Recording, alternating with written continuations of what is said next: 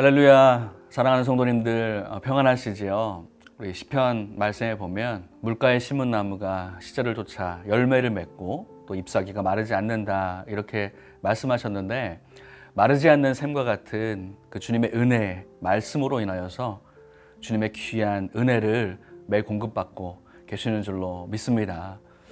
말씀을 듣고 읽고 또 묵상하면서 우리의 삶의 잎사귀가 마르지 않고 귀한 열매를 맺게 되실 줄로 믿습니다. 더욱 깊이 말씀의 묵상으로 들어가셔서 오늘도 우리에게 주시는 말씀을 주목하시기를 바랍니다. 오늘 우리가 살펴볼 본문은 마가복음 7장의 말씀입니다. 장로들의 전통을 가지고 예수님의 제자들을 지적하려고 했던 바리새인들과 또 서기관들에 대해서 예수님이 책망하시는 그 말씀들이 나오고 있고, 또한 예수님께 귀신 들린 딸의 병을 고쳐주시길 간절히 구했던 우리 수로보니게 여인의 이야기, 그리고 병을 고치시는 예수님의 사역을 7장을 통해서 담고 있습니다. 말씀을 읽으시면서 나에게 주시는 그 말씀을 더욱더 바라보며 소망하게 원하고, 저는 오늘 수로보니게 여인을 중심으로 해서 묵상을 나누도록 하겠습니다. 오늘 말씀은 7장 25절부터 30절 말씀 제가 먼저 읽도록 하겠습니다. 이에 더러운 귀신 들린 어린 딸을 둔 한 여자가 예수의 소문을 듣고 곧 와서 그 발 아래에 엎드리니, 그 여자는 헬라인이요 수로보니게 족속이라. 자기 딸에게서 귀신 쫓아내 주시기를 간구하거늘 예수께서 이르시되 자녀로 먼저 배불리 먹게 할지니 자녀의 떡을 취하여 개들에게 던짐이 마땅치 아니하니라. 여자가 대답하여 이르되 주여 올소이다마는 상 아래 개들도 아이들이 먹던 부스러기를 먹나이다. 예수께서 이르시되 이 말을 하였으니 돌아가라, 귀신이 내 딸에게서 나갔느니라 하시매, 여자가 집에 돌아가 본즉 아이가 침상에 누웠고 귀신이 나갔더라. 아멘. 수많은 사역을 감당하고 계시는 예수님은 갈릴리 지방을 떠나서 이 두로 지방을 들어가십니다. 그리고 한 집에 들어가시게 됩니다. 예수님은 이미 너무나도 유명해져 있기 때문에 조용히 그곳에 계시려고 했지만 어느새 사람들이 몰려들게 됩니다. 이 두로라는 지역은 이스라엘 북방의 또 해변에 위치한 지역이었는데, 이게 무역의 중심의 지였습니다. 경제적으로는 매우 부유한 도시였지만 한편으로는 이 아스타롯을 섬기는 우상의 도시이기도 했습니다. 그곳에서 헬라인이었고 또 수로보니게의 족속이었던 한 여인이 예수님의 발 아래 지금 엎드리고 있습니다. 자신의 딸이 귀신 들렸는데 이 귀신을 쫓아내달라는 것입니다. 그런데 여러분, 그 예수님의 대답이 평소와는 조금 다른 것을 볼 수가 있습니다. 아니, 달라도 너무 다른 것을 볼 수가 있습니다. 예수님께서 자녀에게 먼저 배불리 먹게 하는 것이 맞는데 이 자녀의 떡을 개에게 주는 것이 옳지 않다라고 말씀하십니다. 여러분, 예수님은 가난한 자들과 병든 자들, 고통받은 자들과 함께 하시는 분입니다.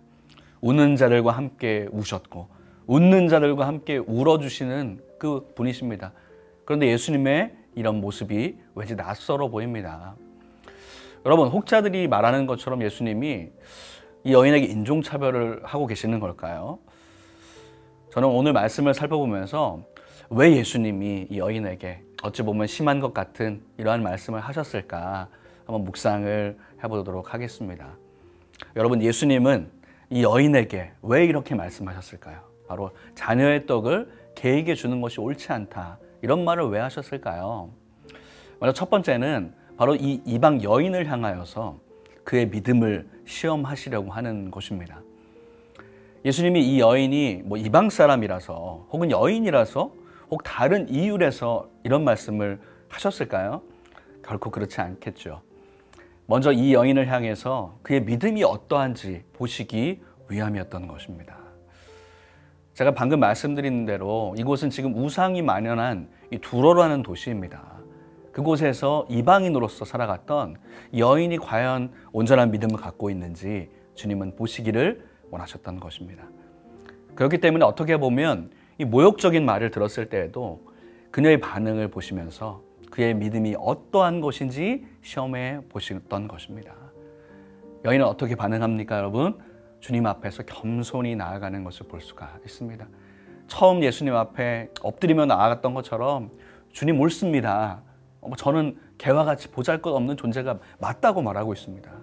하지만 이 상아래 개들도 주인의 상에 아이들이 먹던 부스러기는 먹습니다. 저에게 그런 은혜를 주십시오. 이렇게 고백하고 있습니다. 자신의 어떤 자존심을 내세우지도 않고 또 거절해도 좌절하지 않고 주님께 나아가고 있습니다. 예수님은 이러한 고백으로 나온 여인에게 어떻게 말씀하십니까? 여러분 29절 말씀을 보면 예수께서 이르시되 이 말을 하였으니 돌아가라. 귀신이 내 딸에게서 나갔느니라 하시매. 이렇게 말씀합니다. 예수님은 그의 대답을 기다렸다는 듯이 너가 이 말을 하였으니까 내가 너의 딸을 고쳐주겠다 말씀하고 계십니다. 같은 내용이 담겨있는 그 마태복음 15장 28절에 보면 여자여 내 믿음이 크도다. 내 소원대로 되리라. 이렇게 말씀하십니다. 그의 믿음을 보시고 주님께서 그에게 은혜를 허락하여 주십니다. 사랑하는 성도 여러분들, 이 여인의 모습 속에서 우리가 배울 수 있는 것은 무엇이겠습니까?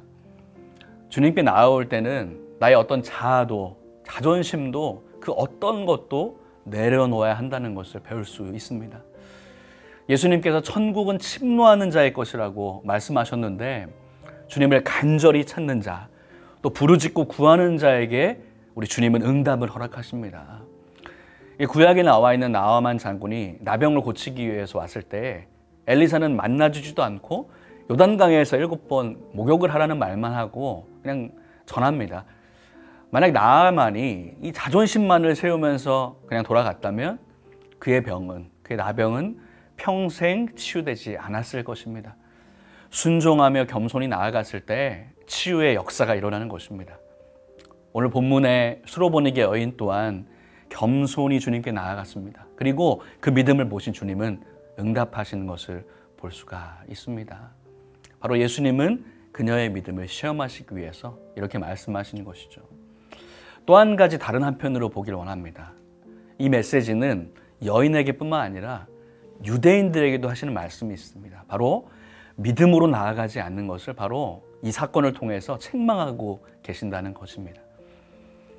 예수님은 수로보니게 여인에게 말씀하시면서 자녀들에게 배불리 주는 떡이라는 표현을 하십니다.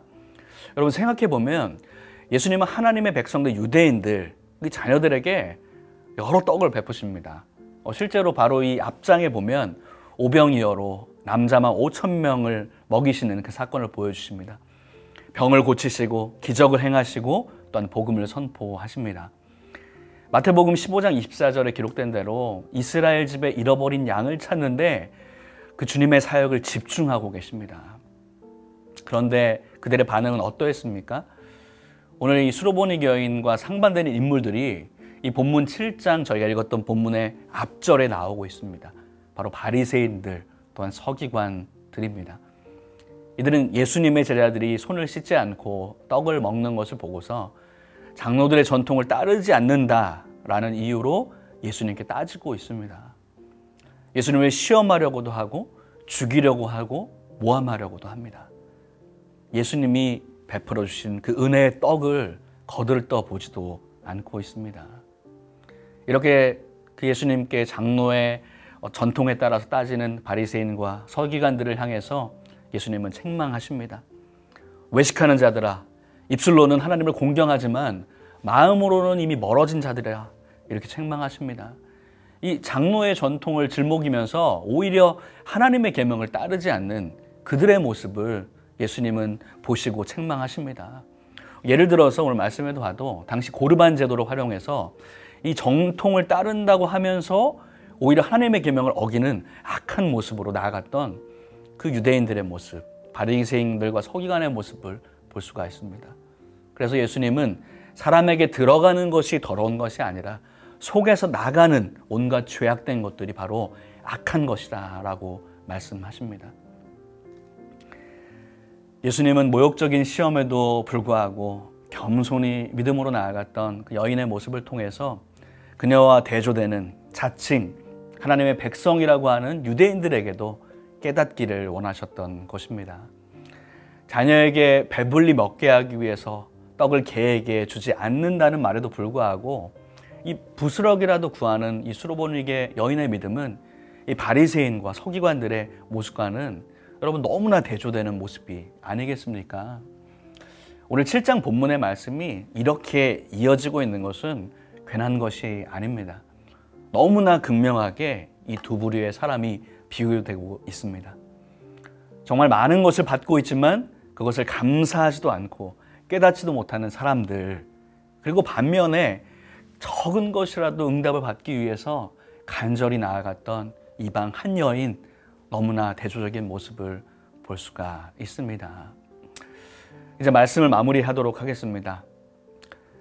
여러분, 오늘 말씀을 받을 때에 우리는 여인의 입장에서도 또한 유대인의 입장에서도 주시는 주님의 메시지를 받기를 원합니다. 먼저 우리를 여인의 입장에서 주시는 메시지로 먼저 생각해 보겠습니다. 우리는 먼저 연약한 수로보니게 여인과 같은 사람이었습니다. 그리스도 밖에 있었고 약속의 언약들에서 외인이었고 세상에선 소망이 없고 하나님도 없는 자들이었습니다. 하지만 예수 그리스도의 보혈로 언약 백성이 되게 하셨습니다. 우리에게 구원을 허락하여 주셨습니다. 그런 우리이기 때문에 이 여인과 같은 겸손하고 간절한 믿음이 있어야 할 것입니다. 여전히 우리 안에 있는 자아와 자존심들을 내려놓고 겸손히 주님께 엎드리는 우리 자신이 되기를 간절히 소망합니다. 두 번째, 또한 우리 유대인의 입장에서도 주시는 메시지를 생각해 보겠습니다. 우리에게 적용해 보겠습니다.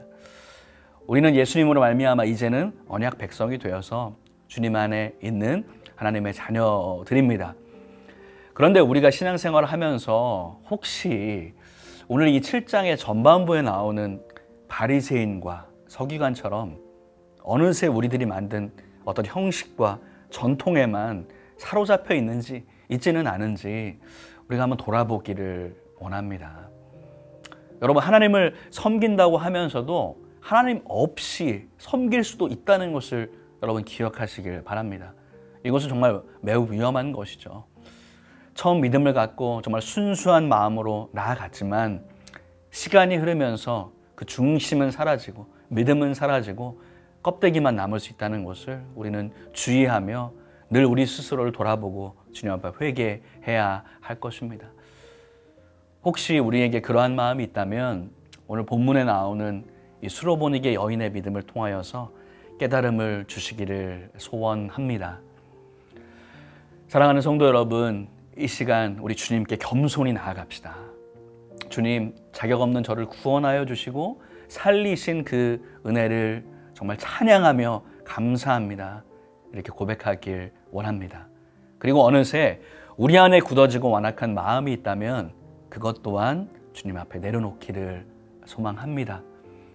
우리 어떤 자신의 형식이나 전통이 아니라 겸손한 믿음으로 나아가시는 저 여러분 되시기를 주님의 이름으로 축복합니다. 기도하시겠습니다. 사랑의 주님, 감사합니다. 오늘 말씀을 통하여서 장로들의 전통을 따르는 바리새인들과 서기관, 그리고 그에 반하여서 수로보니게 여인의 믿음을 말씀을 통해서 묵상해 보았습니다. 하나님, 우리에게 주님 앞에 겸손히 나아가는 믿음, 하나님을 간절히 찾는 믿음, 우리의 자아와 가치관을 내려놓고 주님만을 간절히 찾는 믿음을 허락하여 주시옵소서. 어느새 우리의 마음 가운데 굳어진 마음들이 있다면 하나님 회개합니다. 주님 용서하여 주시옵소서. 주님 앞에 다시금 엎드리며 겸손히 주님만을 구할 수 있는 그런 믿음으로 나아갈 수 있도록 우리를 인도하여 주시옵소서. 오늘 하루의 모든 시간들을, 모든 것들을 주 앞에 올려드리오며 예수님의 이름으로 기도하옵나이다. 아멘.